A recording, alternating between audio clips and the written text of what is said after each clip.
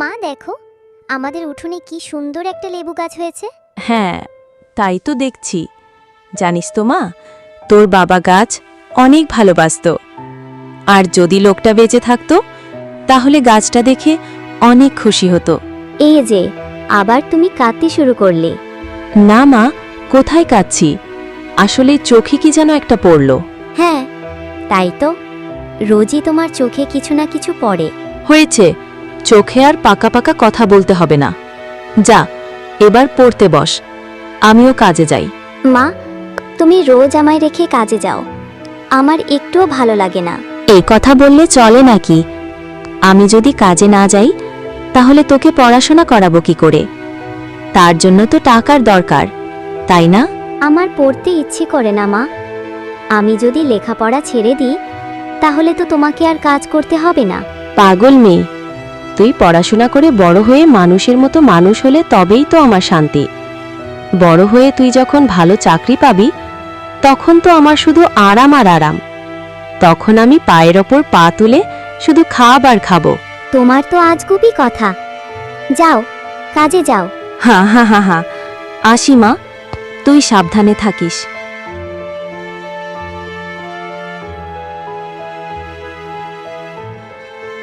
এ কি, আজ তোর আসতে এত দেরি হলো কেন? কে আর করবো আপা, জানোই তো, বাড়ির সব কাজ ছেড়ে মেয়েকে খাইয়ে তবেই আমাকে আসতে হয়। সবই না হয় বুঝলাম, কিন্তু এদিকে মহাজন তো খুব রেগে আছে তোর ওপর। তাড়াতাড়ি কাজে হাত লাগা। এই যে রোকায়া, এদিকে আয়, মহাজন আমায় ডেকেছেন। হ্যাঁ বাপু, তোমাকেই তো ডাকলাম। শুনে কোন রাজকার্য করছিলে বাড়িতে যে আসতে এত দেরি হলো?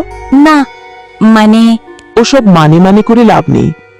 স্বামী মরার পর খুব তো চেয়ে চেয়ে স্বামীর কাজটা নিলে, তার রোজ রোজ দেরি করে আসলে আমার কাজটা তো মাথায় উঠবে। আর দেরি হবে না মহাজন, আজকের মতো আমায় মাফ করে দিন। ওসব মাফটাপ আমি বুঝি না বাপু। আজ আমি পরিষ্কার বলে দিচ্ছি, যেদিন দেরি করে আসবি সেদিন 1 টাকা মাইনে থেকে কাটা যাবে। পরে আবার আমায় বলতে আসিস না। আচ্ছা মহাজন, আর দেরি হবে না, কিন্তু দয়া করে আজকের টাকাটা কাটবেন না। ওহ, এসব শুনতে তো আমি রাজি নই। নিয়ম মানে নিয়ম, একটি কথাও অন্যথা করা যাবে না। এরে, রোজিনা তোর মুখটা এমন শুকনো দেখাচ্ছে কেন? কি বলেছে মহাজন? আর কি বলবে? আমারই দোষ। আজ মহাজন সাফ বলে দিয়েছে, আর যদি দেরি করে আসি তাহলে মাইনে থেকে টাকা কাটবে। বলিস কি? ঠিকই বলেছিস। যাই হোক, হাতের কাজগুলো তাড়াতাড়ি সারি, বাড়িতে আবার মেয়েটা একা একা আছে। এ কি, সন্ধ্যা হয়ে এলো, মা তো এখনো বাড়ি ফিরল না। একটু পরেই তো অন্ধকার হয়ে যাবে, তখন আমি একা একা বাড়িতে কি করে থাকবো? কি করছিস? কি আর করবো মা, আমি তো তোমাকে নিয়ে চিন্তায় পড়ে গিয়েছিলাম। সন্ধ্যা হয়ে গেল আর তুমি কিনা এখন বাড়িতে এলে। হ্যাঁ রে মা, আজকে কাজের চাপটা একটু বেশি ছিল। যাই হোক, তোর মুখটা এমন শুকনো দেখাচ্ছে কেন? বুঝেছি, আজও বোধহয় ভাত খাসনি, তাই না? এমন করলে কি করে চলবে?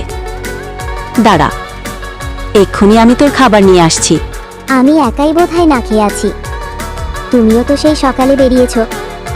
তোমার মুখের কি অবস্থা হয়েছে একবার চেয়ে দেখো। খেতে যখন হবেই নিজের ভাতটাও নিয়ে এসো।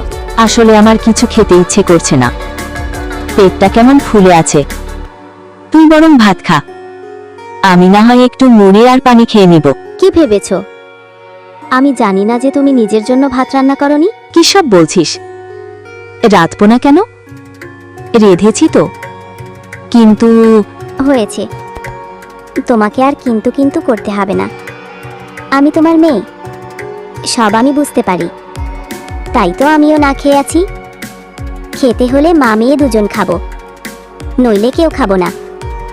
এখন যাও, ভাত নিয়ে এসো, খিদেতে আমার পেটটা চোচো করছে।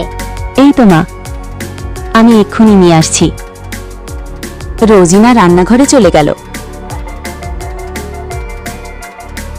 ঠিক তখনই উঠোনে থাকা লেবু গাছটা সোনালি আলোয় ঝলমল করে উঠল।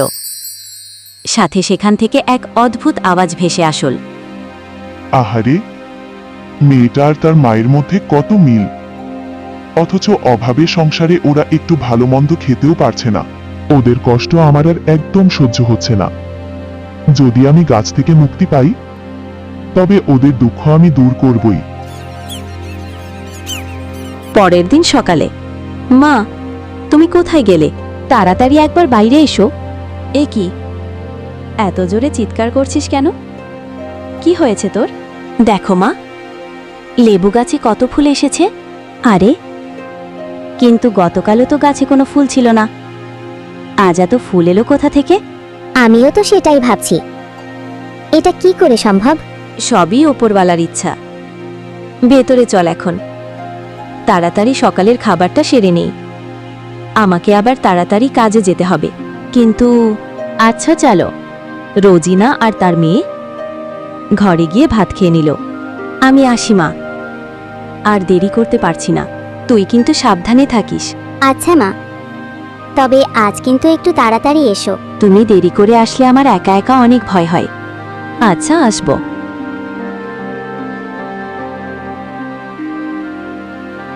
রোজিনা চলে যেতেই মদিনা উঠোনে থাকা গাছটির দিকে এগিয়ে গেল। আশ্চর্য, তাহলে কি আমি ভুল? এই গাছটা কথা বলতে জানে না? না মদিনা, তুমি ভুল নাও। আমি কথা বলতে জানি, তবে সবার সামনে আমি কথা বলি না। আরে, গাছটা আবার কথা বলছে, কিন্তু তুমি আমার সাথে কথা বলছো কি করে? কারণ একমাত্র তুমি আমাকে মুক্ত করতে পারবে। মুক্ত? কিন্তু তুমি তো একটা লেবু গাছ, তোমাকে আমি কি করে মুক্ত করব? আসলে আমি এক পরী। শয়তান এক জাদুকর আমাকে এক লেবু বীজের মধ্যে আটকে রেখেছিল। একদিন তোমার বাবা জঙ্গল থেকে কাঠপাতা কুড়িয়ে আনার সময় আমাকেও নিয়ে এসেছিল। কালক্রমে তোমাদের উঠোনে বীজ থেকে এই গাছ বেরিয়েছিল। কি বলছো তুমি? হ্যাঁ মদিনা, আমি সত্যি কথা বলছি। তোমার জন্য আমার খুব কষ্ট হচ্ছে। আমায় বলো, কি করে তোমায় মুক্ত করব? তোমাদের বাড়ির পশ্চিমে যে জঙ্গলটা আছে, সেখানে এক পুকুর আছে। তুমি যদি একবার ওই পুকুরের পানি এনে লেবু গাছে ঢালতে পারো, তবেই আমি মুক্ত হব। তবে সাবধান, সূর্য ডোবার আগেই যা করার করতে হবে। এখনো তো অনেক সময় আছে, তুমি চিন্তা করো না, আমি এক্ষুনি যাচ্ছি। মদিনা একটি কলসি নিয়ে ছুটল জঙ্গলের দিকে। মদিনা কলসি ধরে পানি নিয়ে বাড়ির দিকে রওনা দিল। তুমি এসেছো মদিনা? হ্যাঁ পরি, আমি এসেছি। এক্ষুনি তুমি মুক্ত হয়ে যাবে। মদিনা পুকুরের পানি লেবু গাছের গোড়াতে ঢেলে দিল। লেবু গাছটা আবার পরীর রূপে ফিরে এলো। সে তুমি যাই বলো, আমি তোমার কারণেই মুক্ত হয়েছি, তাই আমি তোমাকে কিছু উপহার দিতে চাই। বলো, তুমি কি চাও? না না পরি, আমার কিছু চাই না। মা বলেছে লোভ করে নয়, পরিশ্রম করে পাওয়া যে কোনো কিছুই অমূল্য।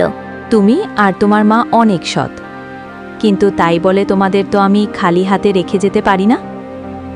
বেশ, তুমি যখন পরিশ্রমই করতে চাইলে, তাহলে আমি তোমাকে তেমন কিছুই দেব। এ কি, ফুল থেকে ওগুলো কি ঝরছে? ওগুলো মধু, তোমার আর তোমার মায়ের মতোই মিষ্টি। আজ থেকে এগুলো সংগ্রহ করে তোমরা বাজারে বিক্রি করবে, তাহলে আর তোমাদের অভাবে থাকতে হবে না। তোমাকে অনেক ধন্যবাদ তরি। আচ্ছা মদিনা, এবার তাহলে আমি আসি। পরী সেখান থেকে উড়ে চলে গেল।